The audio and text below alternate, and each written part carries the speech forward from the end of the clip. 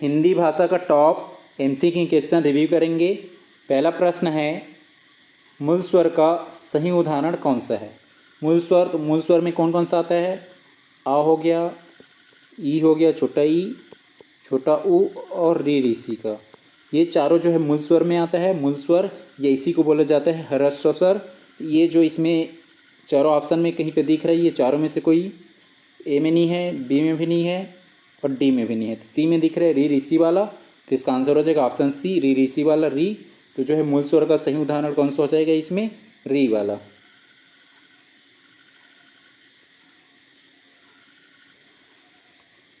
प्रश्न है, स्पर्श संघर्षी व्यंजन का चयन कीजिए। इसमें से कौन सा जो है स्पर्श संघर्षी व्यंजन है उसको बताना है। तो जो है स्पर्श संघर्षी व्यंजन देखें तो ऐसा जो व्यंजन जिसके उच्चारण करने में जो घर्षण के साथ उच्चारण होता है, ये प्रोनाउंसिएशंस होता है। तो जो है च वर्ग है, च वर्ग, तो ये च वर्ग का जो है पहले का जो चार व्यंजन है, पहले का जो चार व्यंजन है, ये चारों जो क्या होता है स्पर्श संघर्षी व्यंजन होता है।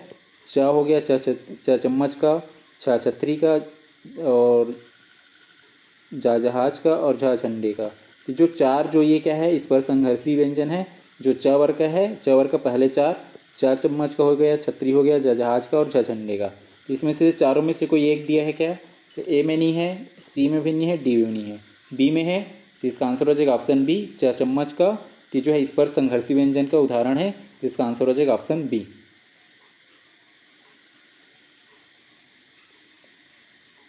प्रश्न है, किस शब्द की वर्तनी पूर्णतः शुद्ध है।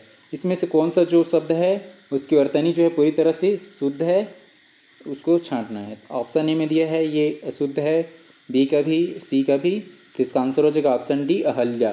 तो अहल्या जो ये क्या है शुद्ध रूप है, तो इसका आंसर हो जाएगा ऑप्शन डी। प्रश्न है, नित्य स्त्रीलिंग संज्ञा शब्द कौन सा है। तो इसमें से कौन सा जो है स्त्रीलिंग शब्द है उसको चयन करना है।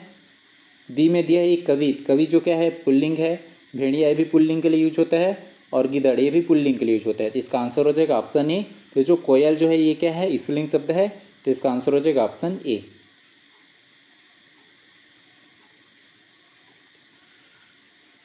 प्रश्न है, वर्षा शब्द का उचित बहुवचन रूप क्या होगा।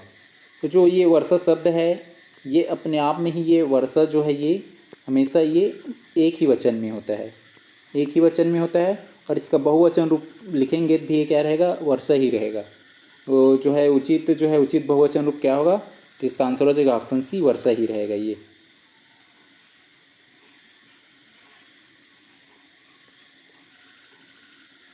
प्रश्न है, अपवाद स्वरूप किस स्वर की मात्रा व्यंजन के आगे लगती है। जैसे ये का लिखे और ई हो गया और इसका क्या लिख देंगे एक की। तो इसमें जो ये ई की मात्रा दिख रहा है, छोटा ई की मात्रा, ये व्यंजन के पहले लग रहा है। तो उसी को बताया गया कि और बाकी जो लगता है बाद में लगता है, बाद में लगेगा। जैसे ये इसको बड़ा ही लेंगे तो क्या हो जाएगा की।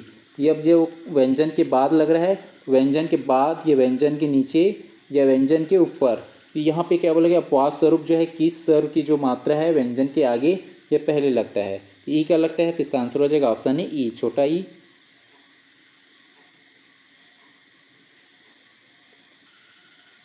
प्रश्न है, आपकी कक्षा में छात्र दही खट्टी है और दही खट्टा है वाक्यों के लिंग निर्धारण पर असमंजस में है। व्याकरण सम्मत नियमों के अनुसार एक शिक्षक के रूप में आपका सही निर्णय क्या होगा। तो जो है आपको बताना है कि जो दही खट्टी है या दही खट्टा है, इसको लेकर छात्रों के बीच क्या है लिंग निर्धारण को लेकर असमंजस में है। इसी स्थिति में व्याकरण सम्मत नियम जो व्याकरण के नियम है उसके अकॉर्डिंग आपको बताना है कि शिक्षक के रूप में आपका सही निर्णय क्या होगा। ऑप्शन ए में दिया है दही स्त्रीलिंग है अतः दही खट्टी है सही माना जाएगा। तो ये ऑप्शन ही गलत हो जाएगा, क्योंकि दही जो क्या है, दही शब्द जो है ये पुल्लिंग है, क्या है ये पुल्लिंग है। इसलिए जो और यहाँ पे जो खट्टी दिया है, तो जो ये पुल्लिंग है तो उसी के अकॉर्डिंग जो उसमें विशेषण जोड़ रहा है, ये विशेषण आ रहा है, ये क्रिया आ रहा है, तो भी क्या होगा पुल्लिंग के अकॉर्डिंग होगा। तो ये जो ऑप्शन ही हट जाएगा। उसके बाद बी में दिया है दही पुल्लिंग है अतः दही खट्टा है सही माना जाएगा। तो इसका आंसर हो जाएगा ऑप्शन बी। और सी में दिए है दोनों वाक्यों को स्थानीय बोली के कारण सही मानकर पूर्ण अंक दिए जाएंगे, तो सी भी गलत है। और डी में क्या दे है, दही उभयलिंगी है, तो डी भी हट जाएगा। तो इसका आंसर हो जाएगा ऑप्शन बी। इसमें जो असमंजस की स्थिति है, तो ऐसी स्थिति में बच्चों को या स्टूडेंट्स छात्र को बताएंगे कि दही क्या है, पुल्लिंग है, और इसके लिए जो आता दही खट्टा है सही माना जाएगा। तो इसका आंसर हो जाएगा ऑप्शन बी।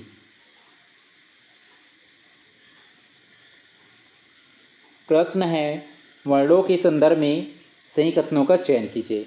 सही कथन का चुनाव करना है। कथन के दिया है सभी स्वर जो है सघोष ध्वनियाँ होते हैं। तो जो कथन के सही हो जाएगा कि जो सभी स्वर है, जो 11 स्वर होते हैं, तो 11 स्वर जो पूरा क्या है, सभी स्वर ये सघोष ध्वनि होती है।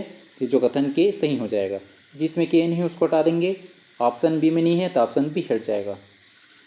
इसका जो है कथन एल दिया है अनुस्वार पूर्णता नासिका ध्वनि है। तो जो कथन एल भी सही हो जाएगा कि जो अनुस्वार है, अनुस्वार जो ऐसे बिंदी रहता है, तो ये बिंदी जो है क्या है, पूर्णता नासिका ध्वनि है। जो नाक से इसका प्रोनाउंसिएशन करते समय नाक से साउंड निकलता है, तो जो कथन एल भी सही हो जाएगा। इसका जो है कथन एम दिया है व्यंजन का उच्चारण जो है स्वतंत्र रूप से संभव है। तो जो कथन एम गलत हो जाएगा, क्योंकि जो है व्यंजन का उच्चारण जो है स्वर और व्यंजन दोनों का यूज होकर होता है, ना कि स्वतंत्र रूप से। जैसे ये जो का आधा का, इसमें आ लगाएंगे तो क्या हो जाएगा, ये पूरा का। तो ये जो का यूज हो रहा है, ये का जो उच्चारण हो रहा है, ये स्वर है उसके सहयोग से हो रहा है, ना कि पूरी तरह से स्वतंत्र है। तो जो कथन एम गलत हो जाएगा। तो इसमें कौन कौन सा कथन सही हो रहा है, कथन के और एल। तो ऑप्शन ए में है एम, तो ए भी हट जाएगा, और डी में भी है एम, तो डी भी हट जाएगा। तो इसका आंसर हो जाएगा ऑप्शन सी, जिसमें केवल कथन के और एल सही है।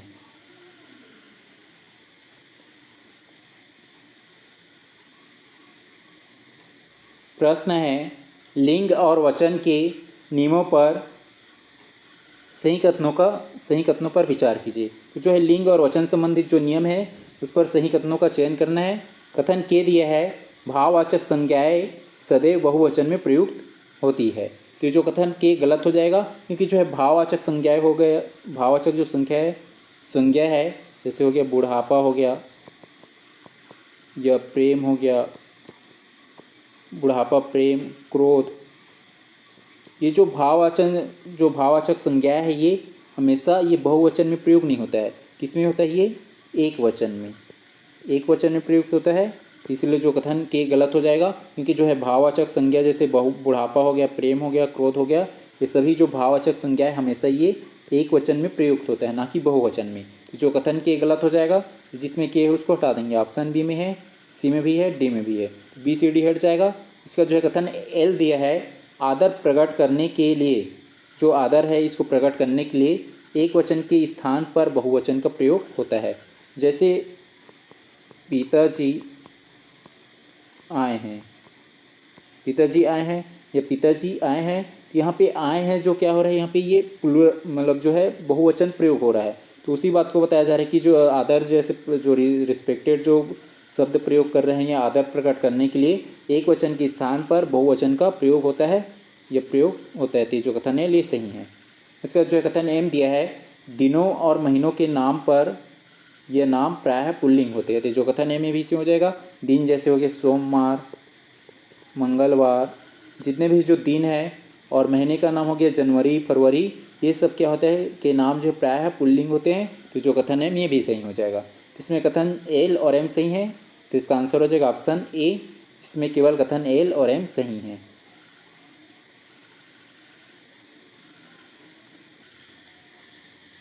प्रश्न है संधि नियमों के संबंध में सही कथनों पर विचार कीजिए। सही कथन का चुनाव करना है। कथन के दिया है विसर्ग का जो विसर्ग है उसका का ओ होना केवल घोष व्यंजनों के परे होने पर होता है। तो यहाँ पे बोला जा रहा है जो विसर्ग का जो ओ भस है केवल ओ भस के ही माध्यम से होता है। तो ये जो कथन के गलत हो जाएगा, क्योंकि जो है ओ के साथ साथ जो है आ है इसके माध्यम से भी होता है। तो जो कथन के जो है गलत हो जाएगा, केवल जो है ओ भस से होता है बोला जा रहा है। तो जो आ से भी होता है, इसलिए जो कथन जो के है ये गलत हो जाएगा। जिसमें के है उसको हटा देंगे। ऑप्शन ए में है, सी में है और डी में है, तो ए सी डी हट जाएगा। इसका जो है कथन एल दिया है व्यंजन संधि में स्वर का व्यंजन से मेल संभव है। तो ये जो कथन एल सी हो जाएगा। जैसे लिख लिए वागीश लिखे। अब इसका संधि विच्छेद करेंगे तो क्या हो जाएगा, ये वाक धन ईस। तो जो ये वाक आया यहाँ पे का, ये क्या है व्यंजन है, और ये ई आया है क्या है, ये स्वर है। तो जो कथन है ये सही हो जाएगा। और ये वागीश क्या है, एक व्यंजन संधि है, व्यंजन संधि बोला जा रहा है। तो व्यंजन संधि का उदाहरण ये। तो जो कथन एल ये सही है। स्वर का व्यंजन से मेल होता है, तो ये देखो ये स्वर है और ये व्यंजन है, आपस में मेल हो रहा है, तो जो कथन एल सही है।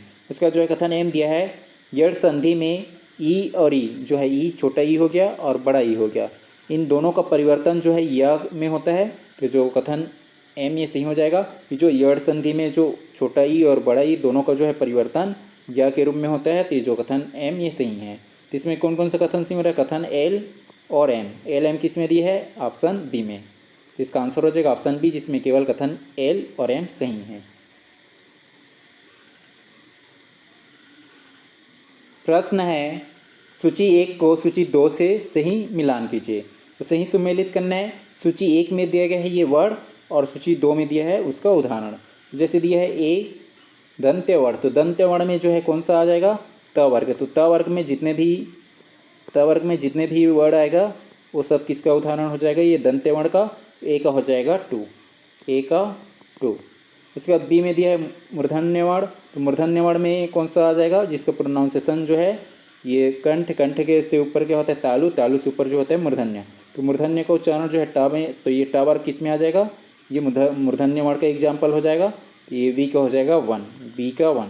उसके बाद सी में दिया है ओष्ठ वर्ण, तो जो है ओष्ठ वर्ण जो या ये ओष्ठ के माध्यम से उदाहरण हो, ओष्ठ के माध्यम से इसका उच्चारण होता है, ओंठ के माध्यम से ये होता है प वर्ग। तो प वर्ग जो है ये प वर्ग, तो ये प वर्ग किसके उदाहरण में आ जाएगा, ओष्ठ वर्ण का। तो ये सी का हो जाएगा 4, सी का 4।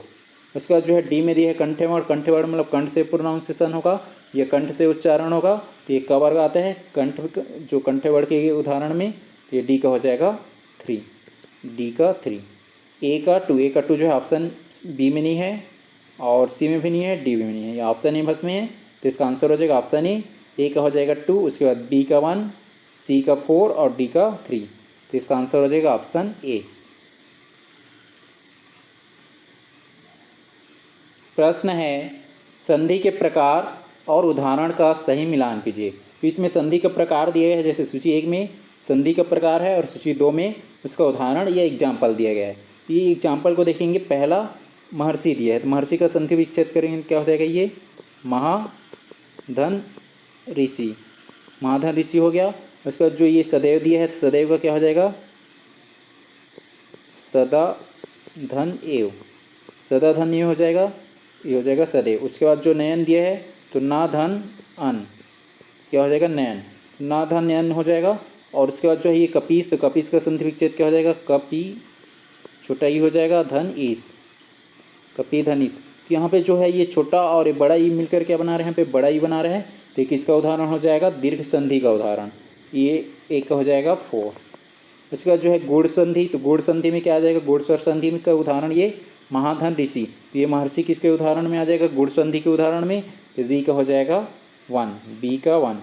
उसके बाद जो है सी में दिया है वृद्धि संधि, तो वृद्धि स्वर संधि का उदाहरण कौन सा हो जाएगा, वृद्धि स्वर संधि का उदाहरण हो जाएगा ये सदैव, सदा धन्यव, ये सी का हो जाएगा 2, सी का 2।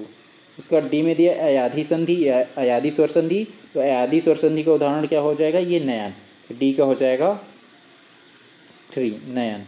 ए का 4, ए का 4 ऑप्शन ए में नहीं है और सी में भी नहीं है और डी में भी नहीं है, ए का 4। उसके बाद जो है वी का 1, बी का 1 दिया है, सी का 2 और डी का 3, तो इसका आंसर हो जाएगा ऑप्शन बी।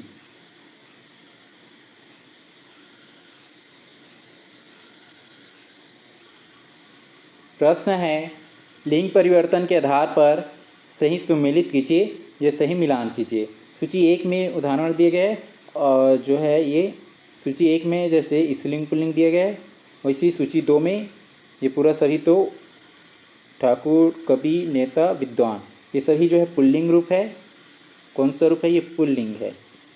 और सूची 2 में कवित्री, ठाकुराइन, विदुषी, नेत्री, ये जो है उसकी स्त्रीलिंग रूप है, स्त्रीलिंग रूप है ये वाला जो है पुल्लिंग रूप हो गया।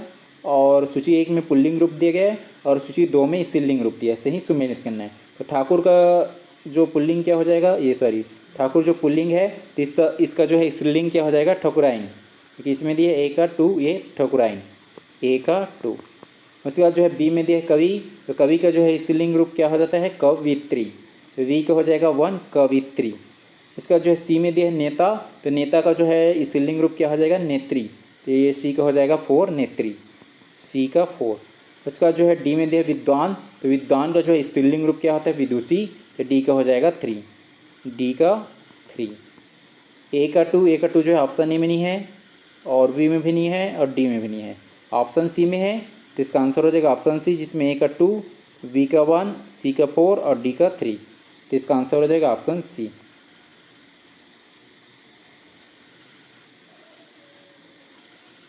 प्रश्न है शुद्ध वर्तनी रूप को सही सुमेलित कीजिए। जो है वर्तनी का जो है शुद्ध रूप है उसको सही सुमेलित करना है। एक में अशुद्ध रूप दिया गया है सूची 1 में, और सूची 2 में उसका शुद्ध रूप दिया गया है। तो ये है ए में दिया है उज्ज्वल, तो उज्ज्वल का जो है शुद्ध रूप क्या होता है उ, और दो जा होगा, दोनों जा जो है आधा रहेगा, और वा और ला, ये उज्ज्वल। तो उज्ज्वल कहाँ पे दिया है ये ए में, ए का हो जाएगा ये 2 उज्ज्वल, ए का 2 हो जाएगा उज्ज्वल। उसके बाद बी में दिया है कवित्री, तो यहाँ पे कवित्री जो ये भी क्या है अशुद्ध रूप है, तो इसमें जो है ये ई नहीं रहेगा, जो वाह है उसमें ई की मात्रा नहीं रहेगा, ये क्या हो जाएगा कवित्री, ये बी का हो जाएगा 4, बी का, और बी का क्या हो जाएगा 4, तो बी का 4। इसका जो है सी में दिया है पूजनी, तो पूजनी का जो है शुद्ध रूप क्या होता है पूज्य, या उसी को क्या लिख सकते हैं पूजनी, ऐसे पूजनी, पूज्य या पूजनी, तो सी का हो जाएगा 1, सी का 1। उसके बाद डी में दिया है ज्योतिष्णा, तो इसका जो है शुद्ध रूप क्या हो जाएगा, इसमें जो है आधा ज और आधा ए ता और सा दोनों आधा रहता है किसमें ज्योतिष्णा में, तो डी का हो जाएगा 3, डी का 3। ए का 2 जो है ऑप्शन बी में नहीं है, सी में भी नहीं है, डी में नहीं है, तो ऑप्शन ए में है, तो इसका आंसर हो जाएगा ऑप्शन ए का 2, बी का 4, सी का 1 और डी का 3, तो इसका आंसर हो जाएगा ऑप्शन ए।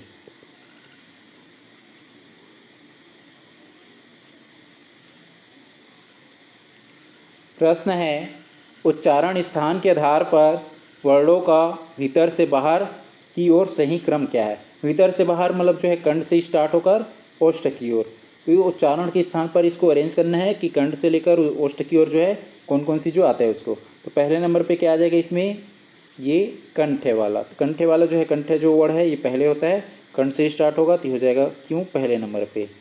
इसके बाद दूसरे नंबर पे जो है कंठ के बाद जो है तालव्य होता है, तो पी हो जाएगा दूसरे नंबर पे, और तालव्य के बाद आता है मूर्धन्य, तो हो जाएगा तीसरे नंबर पे मूर्धन्य, एस तीसरे नंबर पे, और उसके बाद आता है दंत, तो इसमें दंत नहीं दिया है, क्या दिया ओष्ठ दिया है, तो ये 5वें नंबर, ये चौथे नंबर पे क्या आ जाएगा दंत, लेकिन इसमें नहीं दिया है, तो 5वें नंबर पे क्या हो जाएगा ओष्ठ, मतलब आर हो जाएगा ये चौथे नंबर, इसमें जो 4 दिया है उसके अकॉर्डिंग, तो ये शुरू में हो जाएगा क्यों, जिसमें क्यों नहीं है हटा देंगे, ऑप्शन ए में नहीं है और डी में नहीं है, ए और डी को हटा दिए, क्यों के बाद पी, तो बी और सी दोनों में है, पी के बाद एस, पी के बाद एस, तो ऑप्शन सी में नहीं है, तो सी हट जाएगा, तो इसका आंसर हो जाएगा ऑप्शन बी।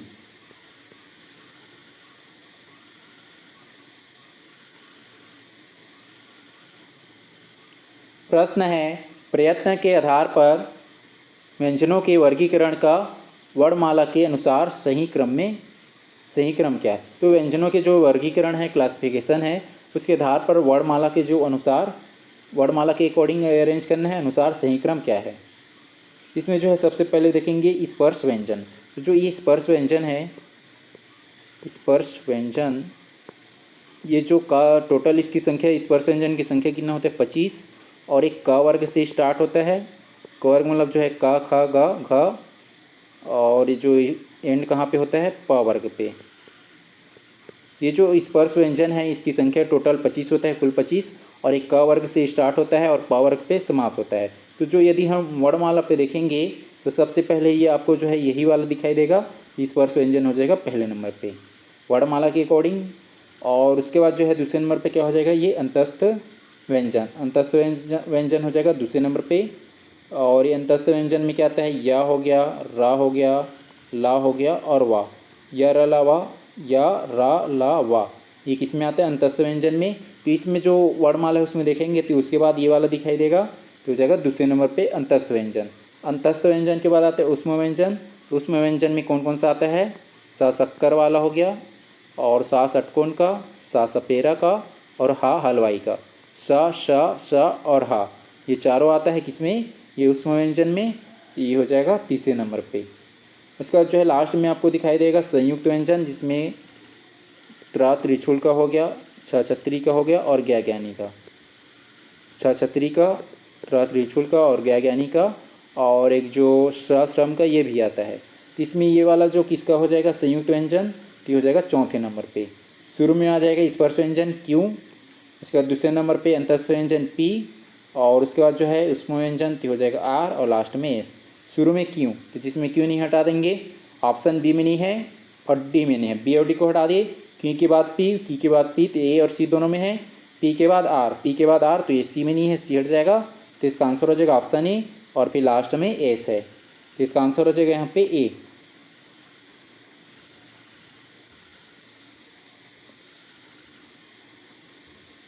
प्रश्न है संधि प्रक्रिया के पदों का तार्किक क्रम क्या होगा। तो जो है संधि प्रक्रिया है, जब संधि करते हैं उसके प्रोसेस का जो है पदों का तार्किक क्रम क्या होगा उसको बताना है।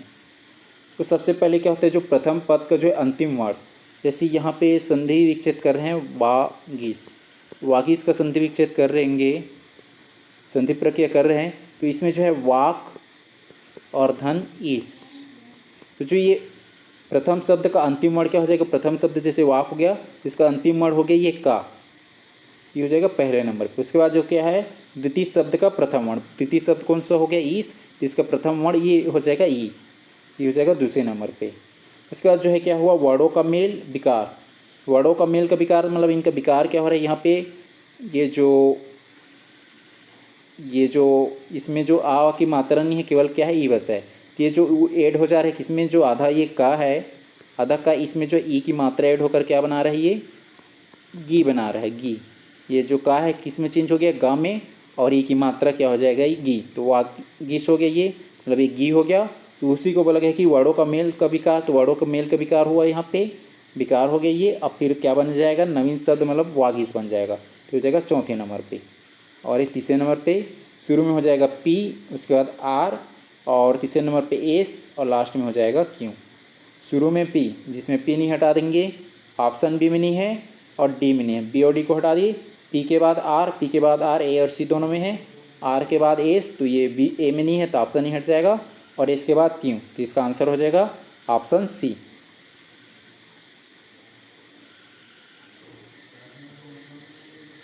प्रश्न है देवनागरी लिपि में स्वरों की मात्राओं का ह्रस्व से दीर्घ के अनुसार सही विन्यास क्रम क्या है। तो जो ह्रस्व स्वर या मूल स्वर हो गया, और उसके बाद जो है दीर्घ स्वर, तो इसके अकॉर्डिंग जो है अरेंज करना है ये मात्राओं का जो है ह्रस्व से दीर्घ की ओर, उसके अकॉर्डिंग। तो इसमें जो है देखेंगे ये आ और ई, ये जो है आ छोटा आ, और ये जो है ई, आ नार वाला, और ई जो है ई इमली वाला, तो ये जो क्या है ये मूल स्वर हो जाएगा, ये ह्रस्व स्वर।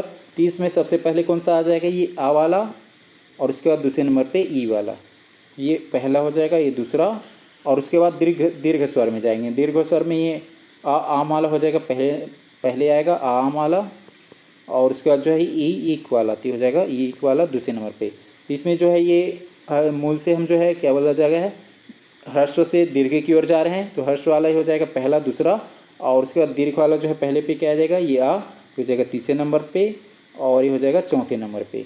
तो शुरू में क्या आ जाएगा इसमें क्यों, उसके बाद दूसरे नंबर पे एस, और तीसरे नंबर पे पी, और चौथे नंबर पे आर। शुरू में क्यों, जिसमें क्यों नहीं हटा देंगे, ऑप्शन बी में नहीं है और डी में नहीं है, बी और डी को हटा दे। क्यों के बाद एस, तो ए और सी दोनों में है एस, एस के बाद पी, एस के बाद पी, तो ऑप्शन ए में नहीं है तो ऑप्शन ही हट जाएगा, और पी के बाद आर, तो इसका आंसर हो जाएगा ऑप्शन सी।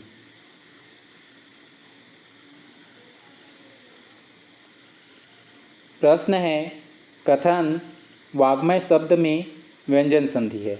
ये जो कथन सही हो जाएगा कि जो वाग्मय है शब्द है इसमें कौन सी संधि है, ये व्यंजन संधि है। कारण में दिया गया है वाग्धनमय के मेल से का परिवर्तन अपने वर्ग के पंचाक्षर जो है पंचम अक्षर में हुआ है। पंचम अक्षर जैसे इसमें क्या दिया है, ये वाला लगा है, ये क्या बोलते हैं इसको, रा वाला बोलता है। ये जो है इसमें वाग्धनमय के मेल से का परिवर्तन किस में हो जा रहा है, अपने वर्ग के पंचाक्षर में। तो जो है ये क वर्ग है, क वर्ग में जो पंचाक्षर क्या होता है, या पंचम अक्षर जो होता है ये ड़ा वाला होता है, ये ऐसे ये वाला रड़ा वाला, माँ हो गया न ड़ा माँ, और ये जो ये ड़ा और यहाँ ये सब क्या है पंचमाक्षर है। तो इसमें जो क्या बोला जा रहा है, तो ये जो कारण भी सही है और ये कारण जो है ये कथन की व्याख्या भी कर रहा है।